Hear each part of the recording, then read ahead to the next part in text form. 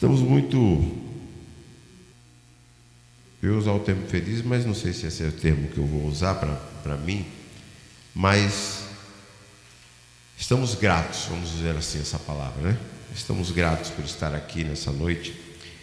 E durante o culto eu vi algumas expressões de alguns irmãos, o próprio Ronaldo falou do arrebatamento, o Henry veio falar aqui, e o texto dele falava sobre, Jesus falava para a igreja, aquela é a primeira igreja, em Éfeso, é isso? É a segunda, né?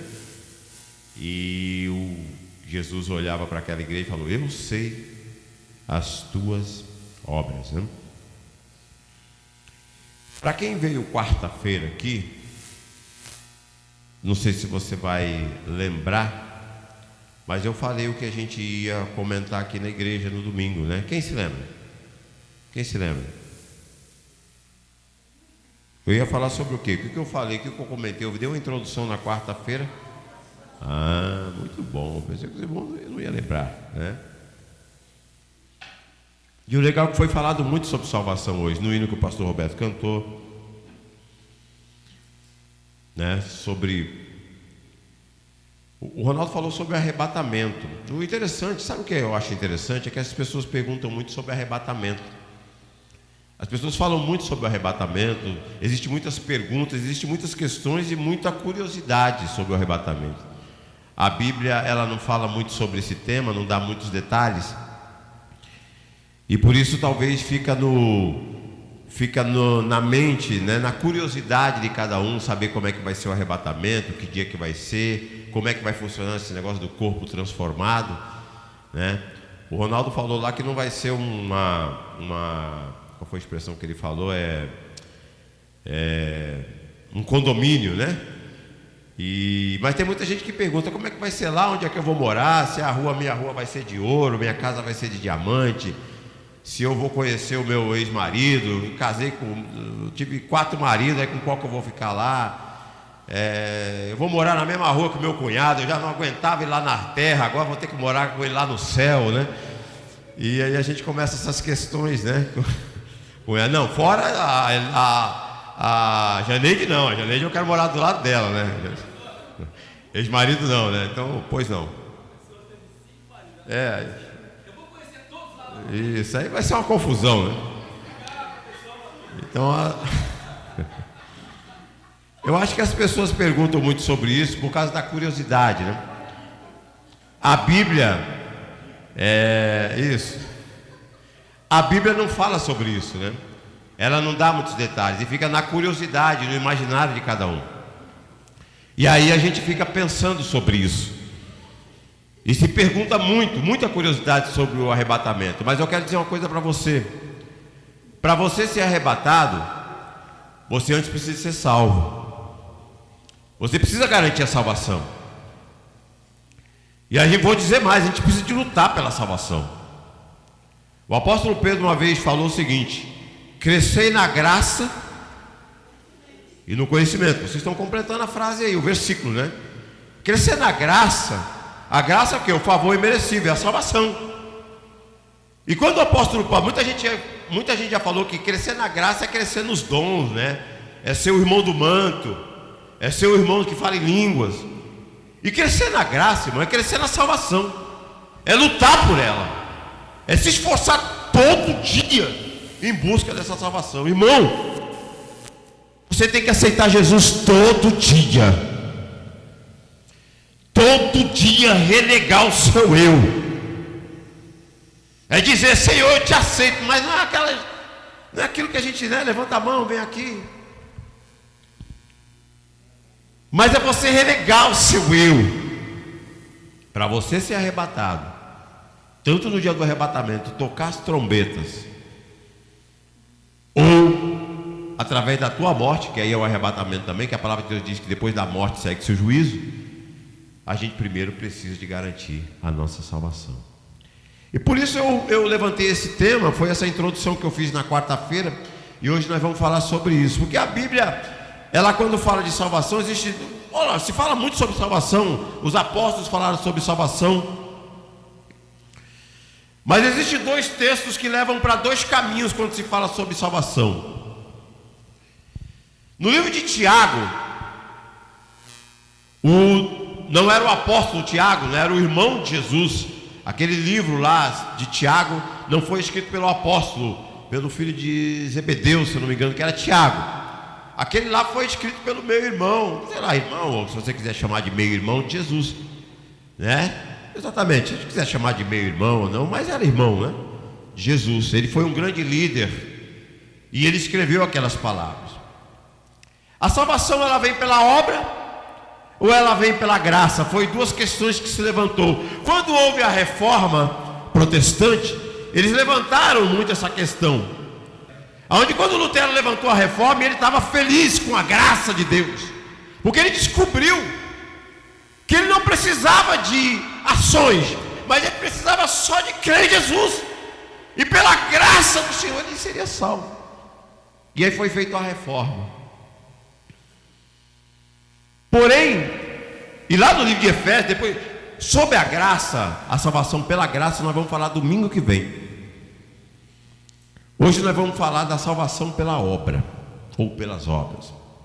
Porque existe uma confusão, porque o próprio apóstolo Paulo, no livro de Efésios capítulo 2, depois vocês lerem lá, ele fala, olha, a salvação é pela graça, é pela fé, é um dom dado por Deus, não é pela obra, para que a gente não glorie, não se glorie. Mas já vem no livro de Tiago, e alguns estudiosos dizem que existe um conflito ali entre Tiago e o apóstolo Paulo. Não tem conflito nenhum.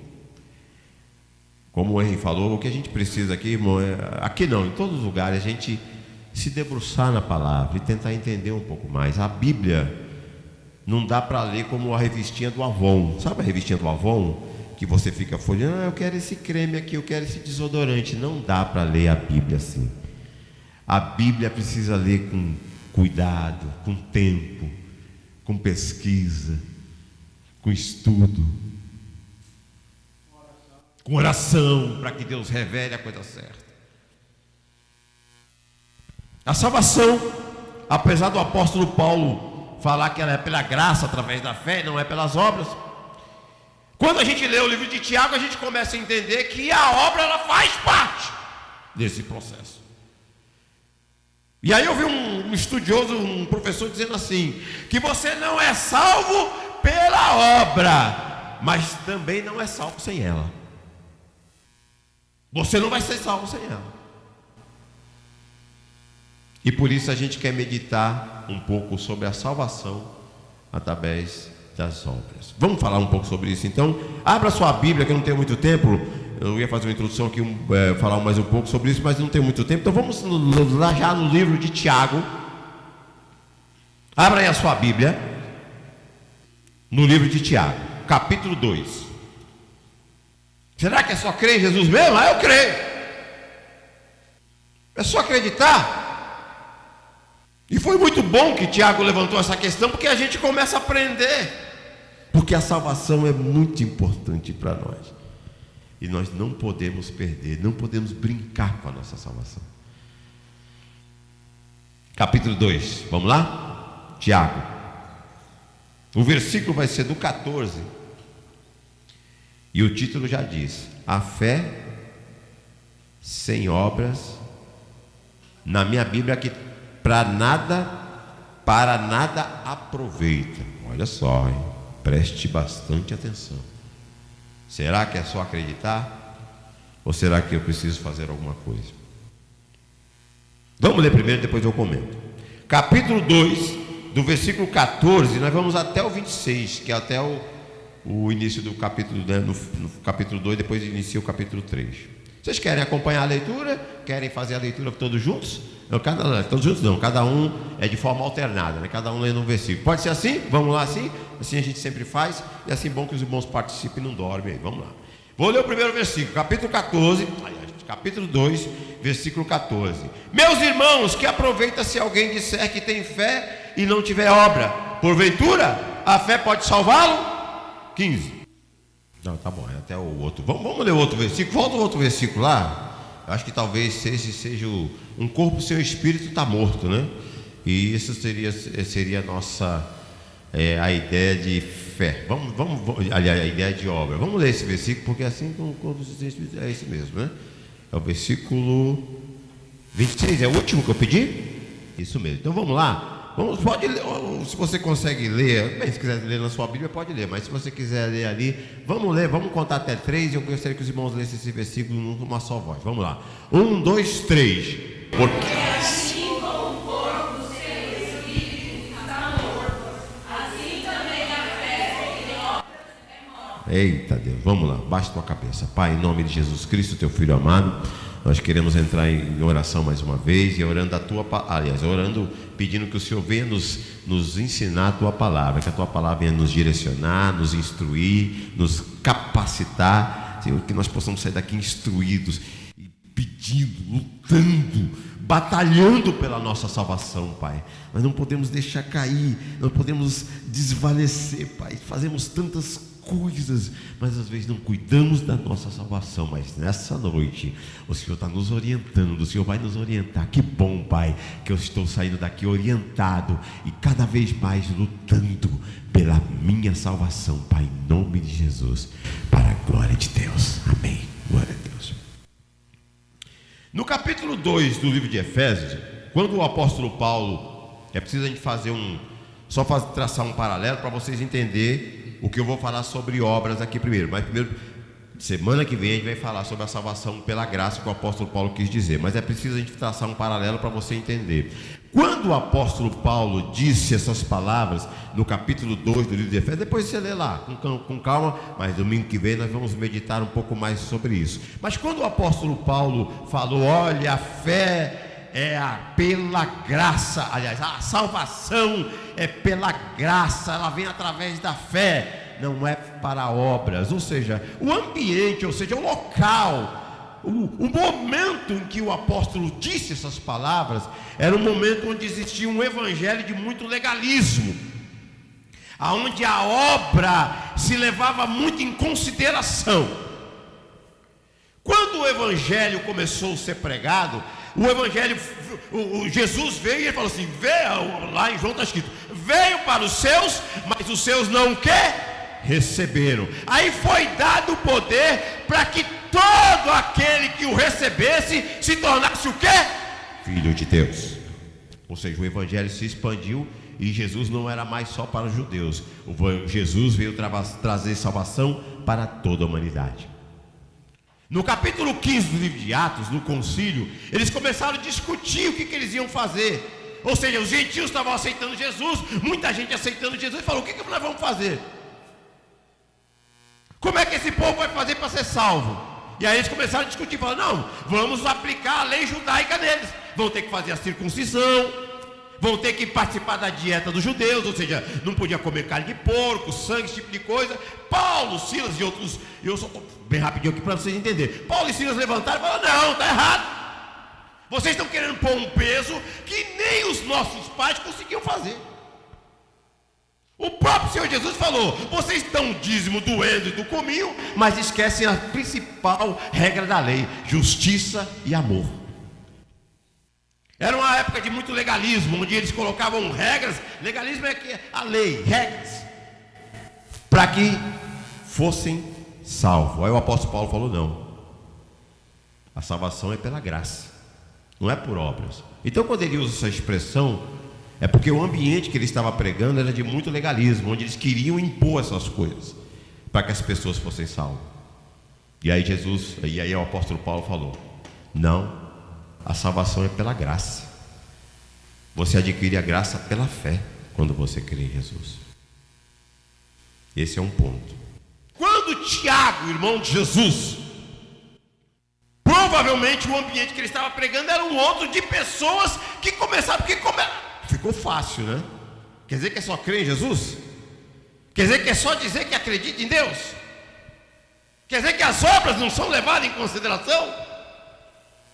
E aí provavelmente esse era o ambiente que o Tiago encontrou.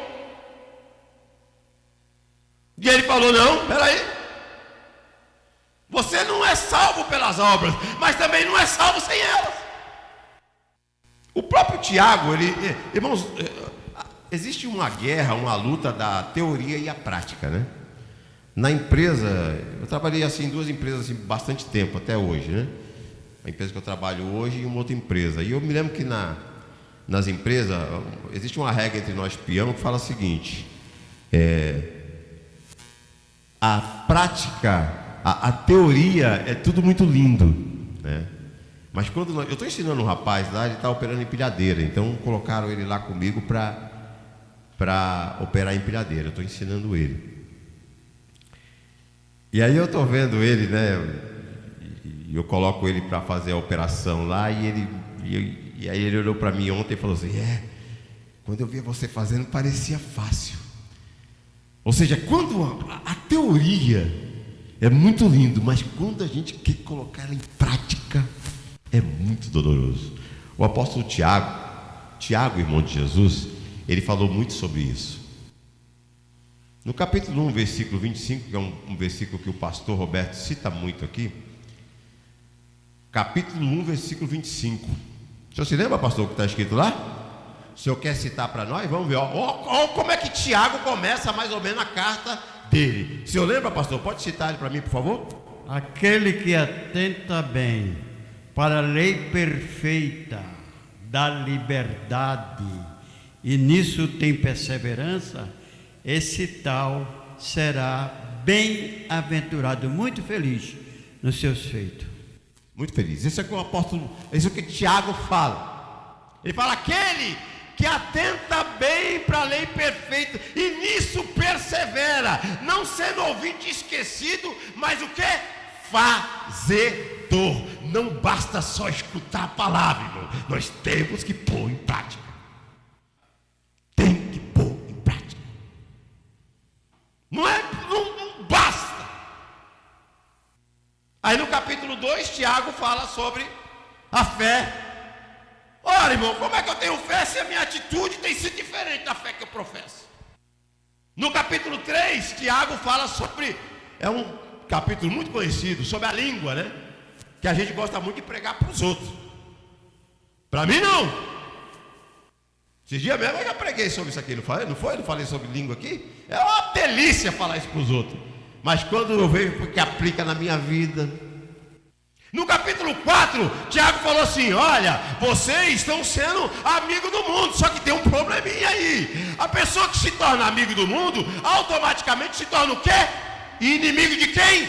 Deus. Capítulo 4. Ou seja, ele estava mostrando o seguinte: que tinha uma igreja ali, tinham pessoas ali que estavam ouvindo e falando muito, mas a prática deles estava longe. Estava longe. A carta inteira de Tiago ele fala sobre a luta da prática contra a teoria. Vamos aplicar agora o que nós lemos aqui. Vou tentar fazer uma palavra. Não vai dar para fazer expositiva, já estamos ali, né? Em cima não, mas tem poucos minutos. Vamos lá, versículo 14. Não precisa de ler não, deixa eu ler aqui, deixa eu encontrar aqui, ó. Ele começa dizendo assim: meus irmãos, que proveita se alguém disser que tem fé e não tiver obra? É uma pergunta que ele faz, uma pergunta retórica, né? Porventura, a fé pode salvá-lo? Ele não está falando de salvação. Está falando de salvação. Só a fé, mas sem a atitude. Se a gente professa Jesus, a gente tem que viver que nem quem, irmão? Se a gente somos cristão, a gente tem que viver igual Cristo. O último censo, acho que eu já falei isso aqui, né? Diz que cada 3 pessoas, 3 ou quase 4 pessoas, um é evangélico. E a gente olha para o nosso país, tem alguma coisa errada. Aí ele dá alguns exemplos, né? Ele começa a dar alguns exemplos para a gente entender melhor. Já que foi muito bom que ele deu alguns exemplos legais aqui, que dá para a gente entender melhor. Olha o exemplo que ele dá: se teu irmão ou irmã estiverem nus, estiverem em falta de mantimento cotidiano, e alguém de vós lhe disser, vinde em paz. Nós estamos no frio, né? Quer dizer, já estamos na primavera, esse frio não vai embora, mas essa semana estava frio pra caramba, né? Aí chega alguém morrendo de frio perto de você, né? Morrendo de frio, não tem um casaco, não tem um cobertor. Aí eu chego, você não, vou usar eu como exemplo. Chega perto de mim, né? Aí ele chega e expõe a situação dele. Aí eu chego para ele, ó irmão, que o calor do Espírito Santo te aqueça. Vai resolver? Não, pastor, mas eu não tenho nada para comer. Olha, irmão, o maná do céu que Deus mandou, que o maná do céu venha sobre. E o próprio Tiago fala, não dá. Se a obra nessa hora não entrasse, e não é orar, irmão, não, você está sem cobertor, peraí, vamos orar então aqui, vamos dobrar o joelho, vamos fazer uma oração aqui. É ação, é atitude, é obra. É obra. Vamos continuar? Assim também a fé, se não tiver obra, é morta. Eu vou deixar essa parte para último aqui. Eu acho muito interessante. Ele fala, versículo 18: mas dirá alguém, tu tens a fé e eu tenho as obras. Mostra-me a tua fé sem as tuas obras, e eu te mostrarei a minha fé pelo quê? Ou seja, a gente mostra a fé que nós temos, a fé as obras que nós vamos praticar, elas são baseadas na fé que nós temos, e vice-versa. Ou seja, as atitudes que nós demonstramos é baseado na fé que nós temos. É baseado. Então, não tem para onde correr. E talvez o grande desafio, você vê que quando Jesus trouxe o Sermão da Montanha, e eu fiquei pensando sobre isso, falei que Jesus, quando trouxe o Sermão da Montanha, foram vários tópicos, são vários ensinamentos, o maior sermão que ele pregou aqui. E todos batiam na gente, bate assim, sabe, de encontro, né? Então as pessoas não podem ver uma pessoa que fala de Jesus, mas suas obras são diferentes. Não pode. Como é que eu tenho sido dos meus negócios? Como é que eu tenho sido como pai, como esposo, como funcionário na empresa? Como patrão, não sei se tem algum patrão aqui. Como irmão em Cristo. Como é que eu estou sendo? O quê? Ele falou assim, olha, mostra-me a sua fé sem as tuas obras. Isso o próprio Tiago falando, eu creio, eu mostrarei a minha fé, o tipo de fé que eu tenho, com as obras que eu pratico. Preciso correr aqui. Tu crês que há só um Deus? Fazes bem. Todo mundo crê em Deus aqui, ou tem alguém que não acredita? Tem algum ateu aqui? Não, né? Todo mundo acredita em Deus? Então tudo bem, já estamos dentro de um propósito, né? E aí Tiago, meu Deus, Tiago é tremendo, hein? Ele falou, você crê que Deus existe? Beleza. O diabo crê também, filho. Crê e estremece. Só que sabe qual a diferença do diabo para nós, irmão? Você sabe qual a diferença do diabo para nós? Fora ele ser o cramunhão, o demônio, o capeta, qual o nome que você queria. Mas sabe qual a diferença do diabo, da relação do diabo para Deus e nossa para Deus? Quem pode me dizer? Conhece? Qual é a diferença? Está escrito aqui no texto. Não perceberam a diferença? Cadê o texto? Está lá. Mas dirá, irmã, quem foi? Irmã Edna falou?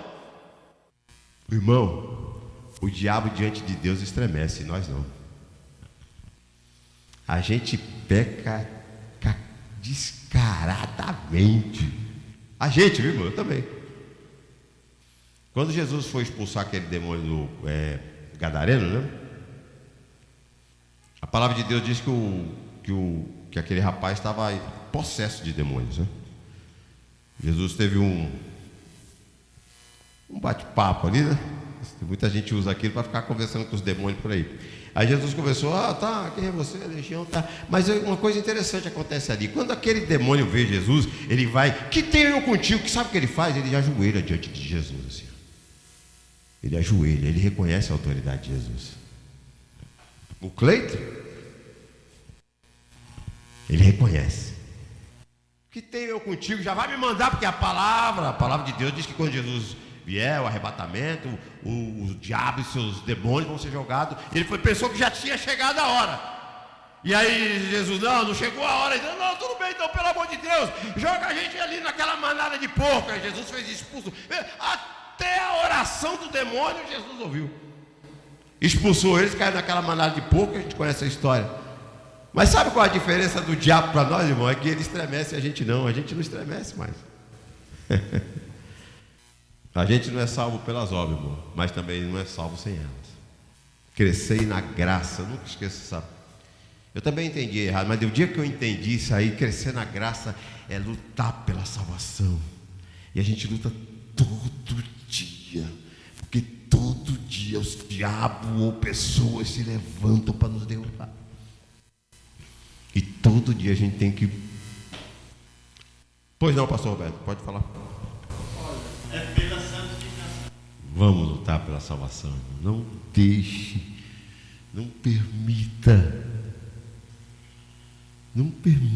que ele arranque de você.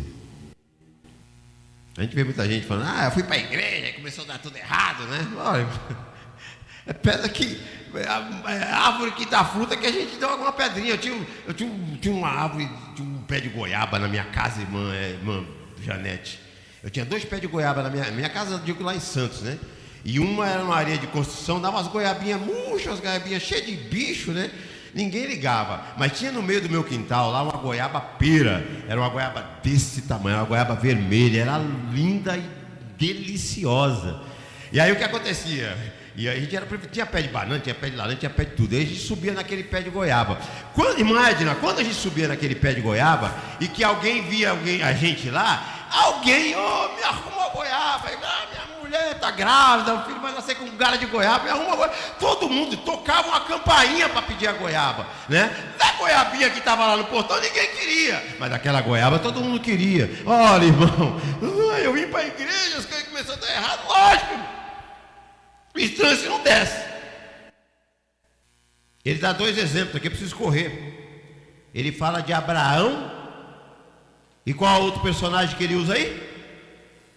Fala de 2 personagens. Qual é, irmã Edna? Raabe e... Diferença entre os dois, né? Um foi considerado o quê? Pai da fé. A outra foi considerada o quê? Quem foi Raabe? Prostituta. Tiago pegou Abraão, considerado o pai da fé, e pegou uma prostituta. E dos dois deu o mesmo exemplo. Para mim já está na cara aqui, irmão. Eu não sei se Tiago fez isso de propósito. Eu não sei. Pode ser que seja, não. Mas para mim já está aqui na cara, irmão. Que olha, a regra é a mesma para quem quer que for. Tanto para Abraão, que era o pai da fé, quanto para Raabe. Os dois precisavam. Sabe por que eu estou falando isso? Porque às vezes, não, no meu caso, sabe, pastor, no meu caso, Deus vai fazer uma exceção no dia lá, sabe? Eu sou filho do pastor, eu preguei, eu sou pastor da igreja. No meu caso, Deus vai fazer uma exceção na hora. Não! Thaís, é para assustar mesmo. Não vai ter.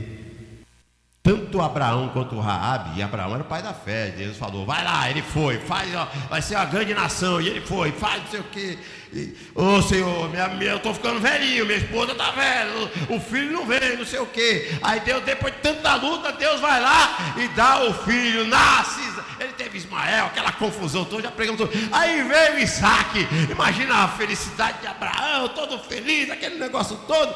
Aí vem, sabe que a alegria de pobre dura pouco. Aí o que acontece? Vem Deus falou, agora essa grande bênção que você queria, você vai oferecer para mim. E deu ruim. Não, Senhor, qualquer coisa, menos isso. Falhou, né? Errou, como diz o outro. Não, Senhor, caramba, mas eu busquei tanto isso, eu queria tanto isso, eu não tenho tanto por isso. Aí Deus vem pedir, sabe aquele negocinho que a gente não quer largar e que a gente precisa? Que negocinho, não precisa nem falar, você sabe o que é. Eu tenho certeza que a gente aqui está entre Abraão e entre Raabe, nós estamos no meio aí. Eu também. Aí Abraão, olha, Deus disse que ele foi justificado por causa disso. Quando ele subiu no monte, né? deixou o seu servo lá e subiu. Todo mundo conhece essa história, né? Aí o filho falou assim, o filho estava olhando, falou, não, alguma coisa está errada aqui. Eu estou vendo o cutelo aqui, estou vendo o lugar para oferecer o sacrifício, mas cadê o cordeiro, né? Aí o que Abraão falou?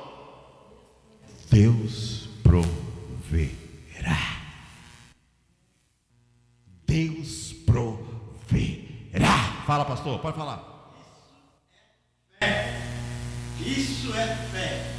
Abraão foi justificado pela fé, porque obedeceu os mandamentos, a palavra de Deus. Aí ele foi justificado pela fé e é nosso pai da fé, é Abraão, porque ele obedeceu a Deus, mesmo sabendo que ia perder, mas ele, com fé em Deus, praticou e Deus honrou a sua fé. Fé e obra andam junto, irmão. Você não vai ser salvo pelas obras, mas também sem ela não vai ser não. E aí ele falou para o seu servo, né, daqui a pouco a gente volta, né? Ele já usa no plural, a gente volta. E chegou lá na hora de Deus, falou, olha, agora, aí o que Deus, Abraão já tinha provado tantas vezes, aí Deus falou, agora eu estou vendo que você é o cara. Agora eu estou vendo. E Raabe então, né? Porque eu preciso finalizar. Raabe também é prostituta lá. O pessoal entrou lá e ela sabia, ela conhecia a história de Deus, né? Todo mundo, muita gente conhece a história de Deus. Mas eles falaram, olha, se você nos entregar, nos proteger, você vai ser salva. E ela conhecia a história de Deus. A gente também conhece.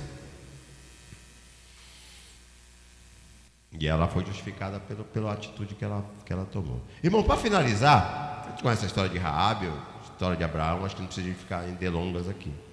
O último versículo, põe lá, Ana Júlia, versículo 26. É 26? Porque assim como o corpo sem espírito está morto, assim também a fé sem obra é morta. Irmão, quando eu leio esse versículo, eu lembro, um dos ofícios do pastor é fazer culto fúnebre, né? E é um dos ofícios que o pastor tem. Eu não sei quantos, o pastor já deve ter feito bastante, né? Eu não me lembro de ter feito, eu fiz alguns, né? Faz tempo que eu não faço um. Tem alguém que quer, hein? Alguém se habilita aí? Não? Irmã Edna? Vocês não disse que quer ir para o céu? Hã? Tá aí, estamos aí, ó, tá chegando, talvez se eu oferecer mais, aparece. Tem obras aí, né, irmão? Tá bom, então, tá bom. Falando em obra, irmão, é muito interessante a gente dizer uma coisa. Você vê que o Tiago, ele começou com obras materiais. Você vê que o Tiago começou falando de obras físicas, de você ajudar o próximo, mas está terminando em obras espirituais. Quando a gente está aqui falando de Abraão, foi coisa espiritual. Então, se você tem obra para fazer ainda, espero que Deus deixe você vivo um pouquinho mais. Mas um dos cultos, das funções do pastor é o culto fúnebre, né? E quando a gente faz um culto fúnebre, já fez culto de criança, de dor. Criança é terrível, né? Aquela dor ali, as pessoas chorando. E eu fico olhando para aquela cena assim. Não sei, tem gente que se acostuma. Eu, sinceramente, é bem doloroso, né? Ver aquela cena. Às vezes o marido ali, a mulher, né? A gente sempre fala o marido morreu. Vamos falar que a mulher morreu, né? Vamos matar a mulher primeiro hoje, né? Então a mulher estava lá morta, né? E aí o marido chorando.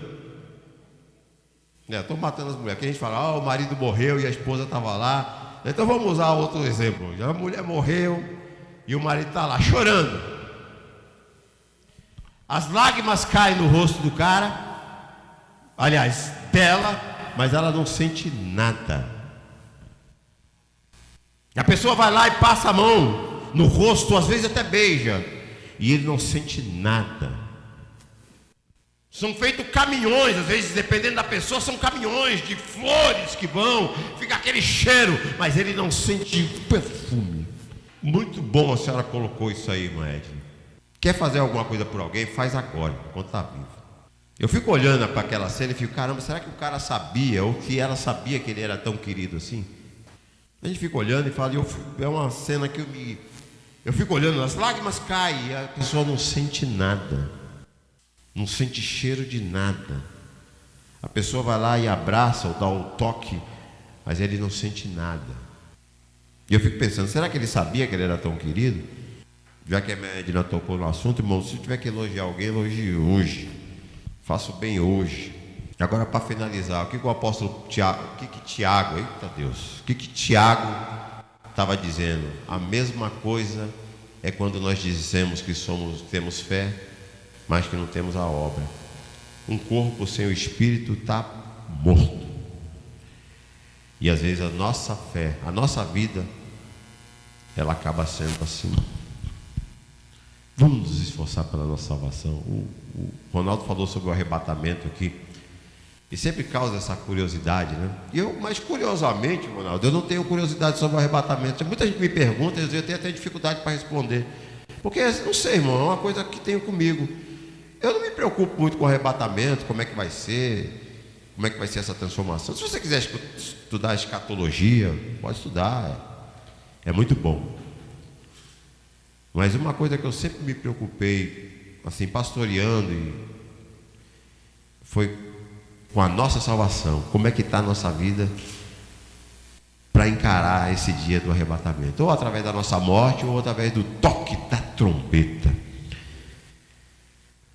Vamos lutar pela nossa salvação. Eu sei que o diabo, ele está... E é o papel dele. É o papel dele. Ele vai tentar de todos os jeitos e maneiras, vai usar, vai fazer. Então, pelas obras você não vai ser salvo. Não é porque você fez algum algo que você vai ser salvo, mas também sem ela não vai. Porque a nossa obra, a obra que nós fazemos, é baseada na fé que nós temos. Às vezes eu só creio que Deus existe, então a minha obra é mais ou menos. Agora, se eu realmente creio nesse Jesus e tento professar ou viver aquilo que ele nos ensinou, as nossas obras vão ser diferentes, né? É automático. Isso é automático. A obra vai ser diferente. Nos nossos negócios, nas nossas relações, na vida do cotidiano, a gente procurar até, porque eu repito, né? A gente tem um país que a gente fala que 1/3 da população é cristão, cristão não, é evangélico, né? E a gente vê o nosso país, eu sempre falo isso aqui, né? Até fica chato, né? Mas a gente vê o país, meu Deus, onde a gente vai parar? É considerado até um país cristão, né? Mas que tipo de cristianismo que nós professamos, ou que tipo de Deus que é o que a gente crê, né? Geralmente a gente crê em alguma coisa e realmente você professa aquilo que a pessoa quer.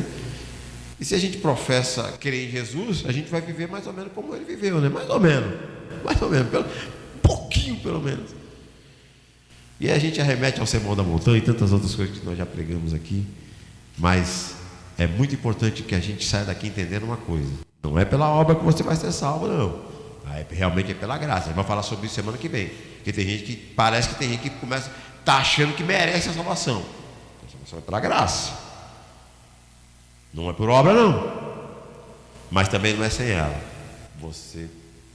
Foram vários exemplos aqui que Tiago deu, dizendo que nós precisamos ter mais ações que demonstram a nossa fé. Vamos ficar de pé em nome de Jesus? São ação, obra, né? Prática. A teoria tudo é lindo, né? Eu pregar aqui é tudo lindo. Quero viver, quero ver eu viver tudo isso aqui na prática, né? É lindo, é maravilhoso. Mas nós precisamos de pessoas de ação, né? De prática, de ver a necessidade, vamos agir, vamos lá, vamos fazer. É disso que o país precisa, as pessoas precisam assim, né? De termos essa ação, tanto na ajuda do próximo, quanto espiritualmente também, estar diante de um Deus e buscar a devoção. Foi falado aqui, tanto pelo Ronaldo, que o Wayne também falou, somos pecadores, e somos sim, irmão, e vamos continuar sendo. Esse processo, ele vai até a tua morte. Até a tua morte, um cara chamado Cleito vai ficar me perturbando aqui, porque é o pior inimigo, é eu. É essa carne que gosta do prazer, que gosta do descanso, que gosta de trazer prazer para essa carne. Irmão, você não vai ser livre só com a morte, que você vai ser livre desse corpo aí. Mas enquanto você estiver vivo, é todo dia, toda hora, você vai sair daqui, já vai acontecer ali. Que Deus nos ajude. Crescer na graça, que é o quê? Graça é a salvação, né? É o favor imerecível. Então cresça. O que é crescer? É se esforçar por ela. E no conhecimento. Se você crescer no conhecimento, vai te ajudar na graça. O conhecimento de Cristo, ele vai te ajudar nesse processo, para que você também cresça na graça. Uma coisa anda com a outra, né? Vamos crescer na graça e no conhecimento do nosso Senhor e Salvador. Ruth, dá para cantar um hino aqui? Vamos cantar um hino? E eu quero que você saia daqui pensando sobre isso, irmão. Quais as obras que nós estamos fazendo, o que nós estamos realizando, e vamos lutar, vamos se esforçar, vamos dar o máximo. É ali na escola, é dentro da nossa casa. Meu Deus, como a gente erra dentro de casa. Meu Deus! Meu Deus! Que Deus nos ajude a termos as obras em nome de Jesus. Não seremos salvos por ela, mas também sem ela também não. E medite sobre isso. Eu quero que você saia pensando sobre isso. Não brinque, não vamos brincar com a nossa salvação. Vamos nos esforçar, vamos lutar. Já pensou, irmão? A gente luta, batalha aqui, vem para a igreja, né? Que é o legalismo, né? Tem muita gente que diz assim: não, mas eu vou para a igreja, eu faço a obra, eu prego lá, eu canto. E a gente se esforça. Já pensou, irmão? Chega naquele dia, você não escuta o toque da trombeta? Já pensou, irmão? Que tristeza, né? Luta, se esforça, batalha, e estamos lá lutando, mas chega no dia, a gente não escuta. Mas Deus te ama, irmão. Aleluia! Jesus te ama, e por isso que Ele está te orientando nessa manhã, nessa noite, em nome de Jesus. Vamos louvar a Deus. Amém. E a Ana Júlia quase viu os Deus, né? Você não viu Deus? Está preparada, filha? Não está preparada, não? Então essa palavra foi para você. Então se prepare, filha. Se prepare, irmão. Isso é muito bom, né? A gente não está preparado. Eu tinha um irmão que eu conhecia ele, que ele fala: não, pastor, é bom que Deus não precisa vir agora, não. A gente precisa curtir um pouco mais. Eu falei: como é que é, irmão? Não, irmão, Deus não precisa vir agora. Eu não quero que Deus venha agora. Ó, irmão, a gente precisa se preparar. A gente precisa se preparar. Pode acontecer a qualquer momento. E vamos lutar pela nossa salvação. Dá um abraço na Esté aí. Agradece a ela. Você já fez isso, pelo menos? Eternamente grato pela Esté. Muito bom, Esté. Agora a Esté é treinada. Qualquer pessoa que se engasgar, chama a Esté, que ela sabe resolver o problema. Pode sentar lá, Esté. Pode sentar. Desculpa a vergonha que eu fiz vocês passar. Vamos se preparar. Deixa eu fazer uma oração por você. Pai, em nome de Jesus Cristo, nós acabamos de ouvir a palavra. Eu sei que eu não vou ser salvo pela obra, mas eu também sei que sem ela eu não vou ser, Pai. Se eu não for um pai como devo ser, um esposo, um funcionário lá na empresa, um pastor aqui na igreja, um irmão em Cristo com os meus irmãos, os meus negócios que eu faço, amar o próximo, meu Deus, Pai, isso são tudo obras que nós precisamos de realizar e que às vezes eu não faço, mas nessa noite o Senhor me ensinou que eu preciso lutar pelas obras, preciso lutar pela minha salvação, Pai. Eu quero lutar pela minha salvação. O diabo está aí jogando seta para tudo quanto é lado, Senhor, mas nessa noite eu aprendi que eu preciso me esforçar mais, eu preciso ter mais obras, aleluia, porque é baseado na fé que eu tenho, e eu creio no Senhor do sermão da montanha, eu creio no Senhor que morreu por mim, eu creio no Senhor que foi manso e humilde de coração. Eu preciso ser também aqui nessa terra. Me ajuda, Pai, em nome de Jesus, para a glória de Deus. Me ajuda, Senhor, em nome de Jesus, aleluia. Não saia sem tomar um cafezinho ali, tem um bolinho, um cafezinho, como sempre aqui. Deixa eu dar a bênção apostólica, que o grande amor de Deus, a graça do nosso Senhor e Salvador Jesus Cristo, a comunhão, as divinas consolações do Espírito de Deus, esteja com a amada igreja, a igreja de fé, mas uma igreja de obra, em nome de Jesus. Que todos digam: aplauda o Senhor. Está terminado em nome de Jesus. Deus te abençoe. Vamos ser, aleluia, uma igreja de fé, salvo pela graça, mas uma igreja de obra também, em nome de Jesus, aleluia. Deus te abençoe. Vire para o teu irmão, aleluia, dá um abraço nele aí, aleluia. Dá uma chacoalhada nele. Vamos fazer mais obra, dá uma chacoalhada nele aí. Deus te abençoe, em nome de Jesus. Vai em paz, tenha uma boa semana, em nome de Jesus, para a glória de Deus. Quarta-feira, grande culto de adoração ao Senhor, a partir das 19h30. Venha cultuar como foi orientado. Vamos nos unir, venha cultuar. Domingo, grande culto de ceia, onde nós vamos falar sobre a salvação pela graça, e vamos usar a Santa Ceia como base, em nome de Jesus. Deus abençoe a todos, a paz do Senhor. Tenham todos uma ótima semana, em nome de Jesus. Eu ia falar com você, eu não sei o que aconteceu aí. Não, tá tudo quebrado. Então, mas o que aconteceu? Soltou aqui? Não, soltou aqui, tem uma roelinha aqui. Ela soltou. Isso, eu vi a roelinha. Aí quebrou lá dentro no fio do alto-falante. Agora fala aí. Ei, arrumou mesmo. A obra, isso é obra de obra.